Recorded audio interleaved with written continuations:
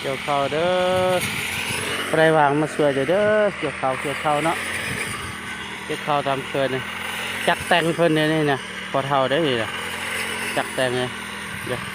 เกี่ยวเมื่อวานนี้นี่ครับเพิ่นเดี๋ยวสาวๆเพิ่นกำลังสิลงเลย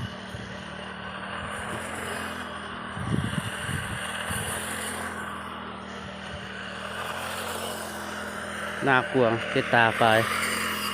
คน2-3คนมาเกี่ยววานนี้ได้นี่นะ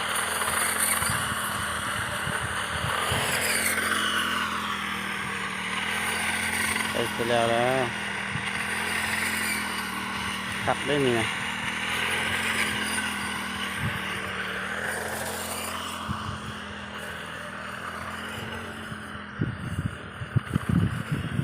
ไว้ก้มจะเอาคลิปในนี่สาวๆครับมีน้ำนี่อ๋อเข้าก็เป็นม่านปันไดเนาะเข้านี่ห้องน้อยๆเลย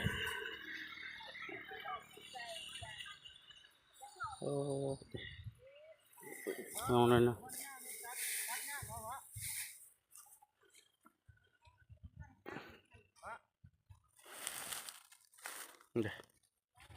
ยังประมาณ7-8 ให้นี่นะวัน7-8 ให้นี่เป็นเอาจากโอ้คักไปหูนำมาเด้อสบายดีเนาะสบายดีตอนเสาร์เนาะ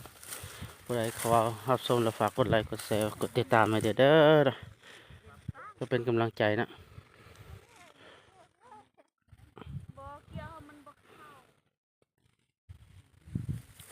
ละเวลามึงเอาลงแล้วมึงบิดจังซี่คอยดึงลองเบิ้งเลยดู